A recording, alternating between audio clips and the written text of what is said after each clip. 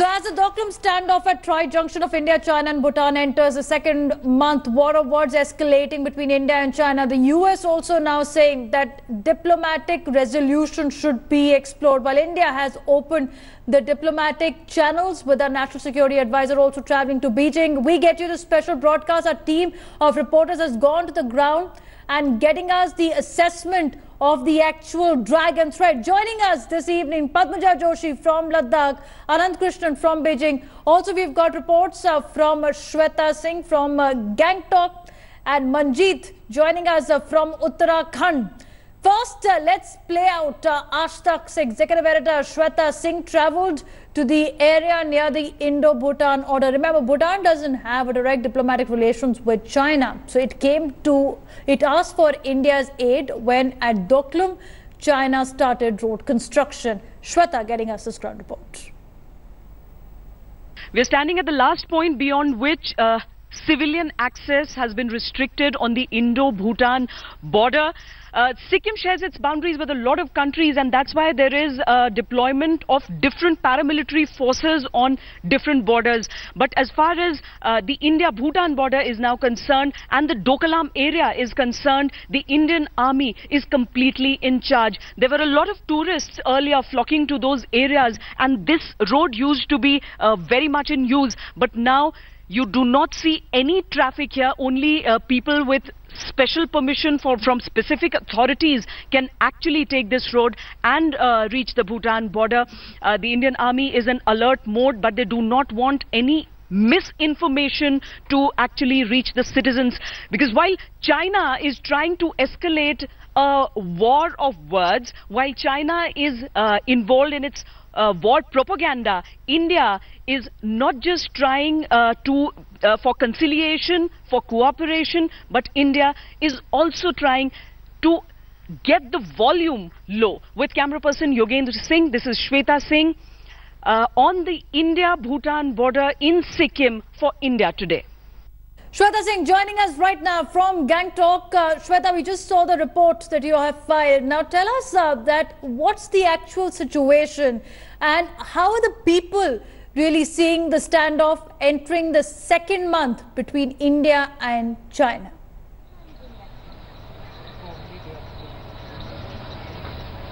Well, if you talk to the people here, Devina, they'll tell you that they were more disturbed by what was happening for the Gorkha line agitation than what's happening at the India-China border, because it's being so well managed by the Indian Army that it's actually not affecting their lives. The tourists, though, if you meet them around this area, and specifically Gangtok, because tourism forms the core of the economy here, they are a little disturbed because they want to visit the China border, the Nathula Pass, and they are not allowed. It's been suspended for a while till Wednesday, we've been told. So they are a little worried because they can't visit those places. But if you talk of the populated areas of Sikkim, whether it's East Sikkim, people are not perturbed. They stand by their army, and they are in fact happy that India is taking a stand for Bhutan, and it's helping a country which is hapless in the face of Chinese aggression. All right, be with me, Shweta. So from Sikkim, let's take you to the other side of the line of actual control. My colleague Padmaja getting us this report from Leh Ladakh. Remember, in 2014, in Chuma region, we had seen the Indian and Chinese forces in an eyeball-to-eyeball situation. It was tense moments there. Padmaja Joshi reporting us now what's the situation in border area, especially in Loma in Jammu and Kashmir's Leh. I'm telling you again, this is not the way. Please, don't use force. Amid the fierce India-China border standoff, India Today tracks the dragon in Leh. This cold desert is an extremely challenging terrain. इसी गांव का एक उदाहरण ले लीजिए. Reporting exclusively from Ground Zero at India-China border. Deputy Editor Padmaja Joshi takes us through the reality of people's lives along the border.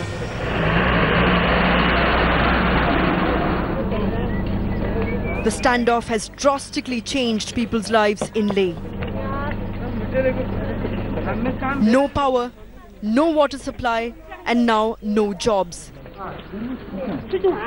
The situation only worsening after the border tension, forcing hundreds to move to safer areas.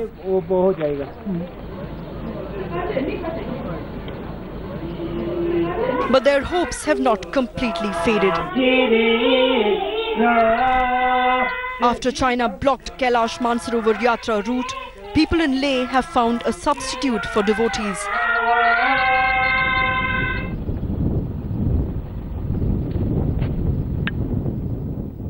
China के कारण इतनी tension होने मानसरोवर इतनी दूर जा भी नहीं सक रहे हैं, तो यहाँ पे क्या है कि एक सिंपल सा रूट है अलोंग द इंडस कि हम इसके साथ साथ जाके यहाँ पे उसको कर सकते हैं. जो भी हिंदू यहाँ पे जाना चाहते हैं वो छोटा कैलाश को जाके यहाँ पे दर्शन कर सकते हैं. डर कुछ नहीं है सर, क्योंकि यहाँ हमारा यहाँ फौजी लोग बैठा है ना, उसके लिए हम लोग को कोई डर नहीं है sir. Locals still rely on the army with an imbibed sense of security in their minds and hearts. When you're fighting a battle of nerves with an aggressor like China, the biggest priority of the government is to have the local population on its side. Becomes all the more challenging because this cold desert is an extremely challenging terrain, to say the least. Speak to locals and they say there's hardly any employment opportunity here, hardly any opportunity to get income, and power and connectivity remain humongous challenges even now. With camera person Zahir in Loma, Padmaja Joshi for India Today. From Sikkim, where Shweta continues to be with us, let's go to Padmaja, who's joining us at the moment from Leh. Now, Padmaja, first tell us if there's been any heightened security movement, security forces being deployed in the region near the line of actual control. Well, India over time has been working slowly but steadily in boosting its infrastructure and its deployment. As far as the deployment is concerned, we have heightened our capabilities at the border that we share with China in every sector. We will not talk about the specifics of that, but part B of this entire long-term planning has been that they've tried to boost the infrastructure, they've tried to make the roads better, to make the movement of troops faster. But one aspect that still remains largely unaddressed is the condition of the villages and the villagers at the border. That is a problem that needs to be addressed very quickly, because at the end of the day, they're the people who will provide vital human intelligence as well. No electricity, hardly any schools, no connectivity. It's something that plagues a large chunk of these border villages, and of course sanitation is non-existent. Well, Padmaja, let's take this question to Shweta as well. Shweta, what's the condition near the border? In fact, is it similar to what we witness in Leh Ladakh as well? Villages without electricity, living a rudimentary life, and are the sitting ducks if the standoff escalates for the enemy?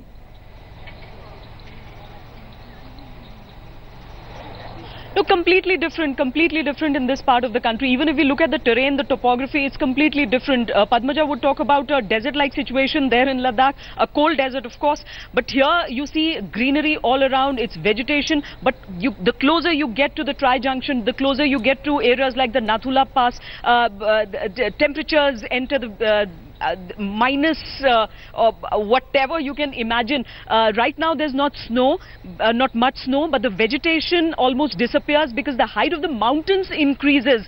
You go beyond 15,000, 16,000 and 17,000 feet, and that is the situation there. But when we are talking about Doklam, we are talking about a plateau and the Dokala Pass there, where the entire situation has heightened. It's worsened because of the aggressive stand that China has taken. So currently Sikkim is not much affected, except that it is home to that tri-junction of India, Tibet and India, China and Bhutan, and where the entire standoff is taking place. Apart from that, the situation is not like that, because of the temperature and because of the vegetation, there is no habitat for at least almost around a circle of 10 kilometers. Okay, Shweta, be with me, because we also talk about the strategic importance of Doklam being in Bhutanese territory for India. We talk about how the chicken's neck is important for India's interest. Let me also get in Manjeet at this point of time, who's joining us from Uttarakhand. Manjeet is in Mana. And also, Manjeet, there have been Chinese incursions at Uttarakhand border in the past, especially in Chamoli area. This time round, what is the army preparedness that you see? So far, last many years, there was no physical presence Chinese army in this area. But yes, ITBP armed troops patrol all kind of high altitude area and passes with all kind of necessary equipment and weapons, especially the area like Barahoti, where which is the nearest route for traveling China through Tibet. All right, Manjeet, be with me because Padmaja is also joining us and continues to be with us. Now, Padmaja, we were talking about how the villages also need more attention near the border area. They are the ones which are at the most vulnerable position, living a very rudimentary life. But what are they saying? Do they have confidence in the Indian forces at a time where we're seeing tense moment at the line of actual control?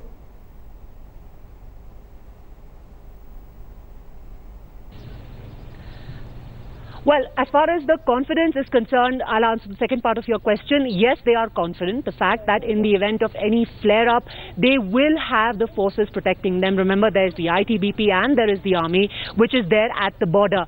But as far as them moving out is concerned, I've spoken to a number of locals, especially in the border villages, those who were in Chumur. You know, some of the villages which are right there at the border, they are worst affected, and it's not a properly demarcated border. So what happens is, these are villagers who are literally at the periphery, and some of them we spoke to said that very often they've got China, you know, with their ingressions. They suddenly come, they occupy a patch of their land, they sit there for several days till the time that someone else intervenes. So what happens is a lot of their livestock is lost. Some of them have even lost a lot of their farmland. So, and because the army also finds it a very dicey situation, so eventually they have to move away. So yes, that is happening, and unfortunately they are the people who get caught in the crossfire. Despite that, still quite confident that the army is going to be there, is going to weather it out.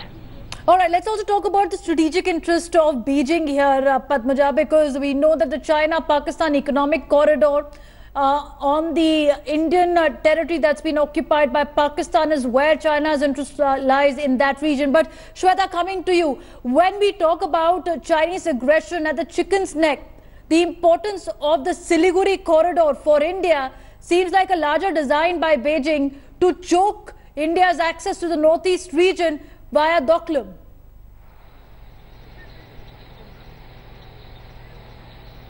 Exactly. China does nothing on impulse, and that is what is happening here, and that's why the stand that India is taking. Of course, the interests of Bhutan are to be protected, and that is why India is taking this stand. So when China tries to make a road in Doklam, India is not directly affected. India is standing for Bhutan there, but eventually the progress of China, and if we see the trajectory of the road and which way it is headed, we realize that it is a way to cut the northeastern states from the rest of India, and that is what China is completely capable of.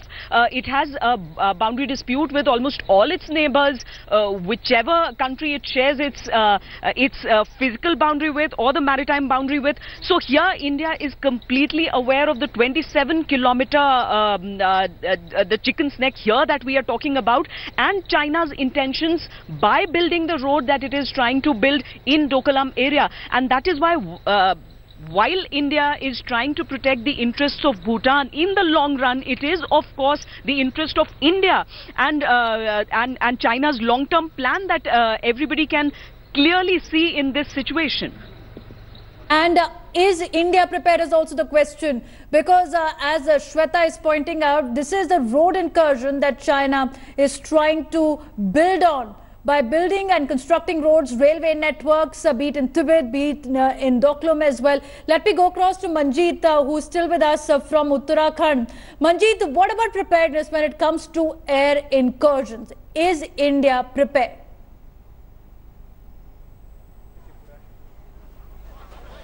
As you're aware, in the month of June this year, Chinese helicopter was seen in the Barahuti area. And now the army and ITBP especially do the regular patrol in the mountainous border with China. And they are always alert to prevent any such situation. Okay.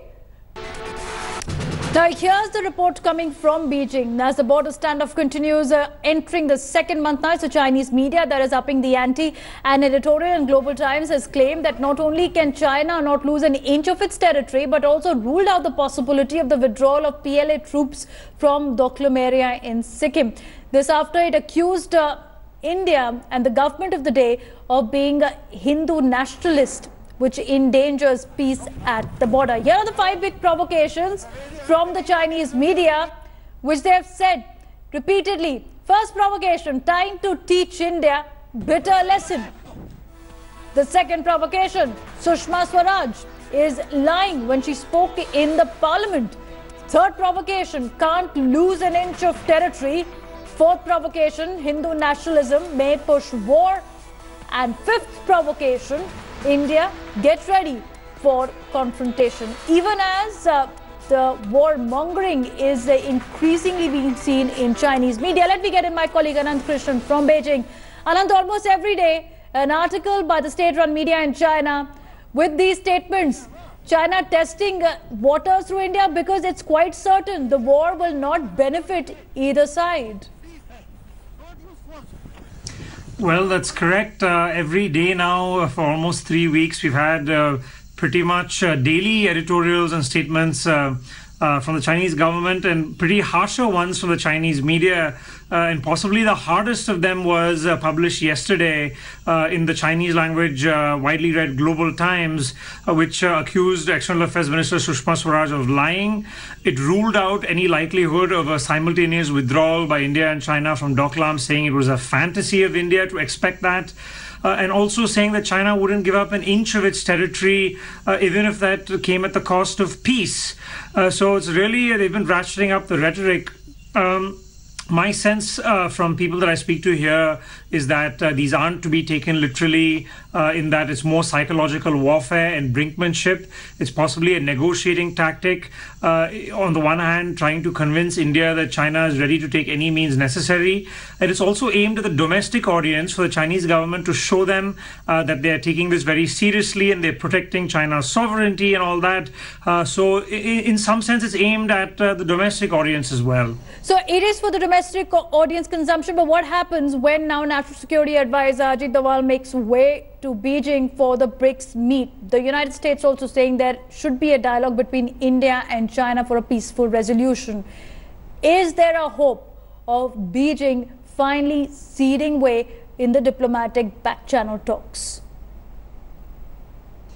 Well, it's going to be interesting to see. Officially, China is still ruling out dialogue with India and saying that a precondition for dialogue is a unilateral withdrawal by India. But unofficially, the diplomatic channels are certainly open and talks are happening both in Beijing and in Delhi. But this public posturing by China saying that in their view, there was no room for dialogue until and unless India withdraws. So it's going to be interesting to see how this public stance of China, which somewhat contradicts the reality given that diplomacy is still ongoing. Well, it's going to be interesting to see how they reconcile the two finally when a diplomatic solution is reached, which of course is what all three sides are finally hoping for.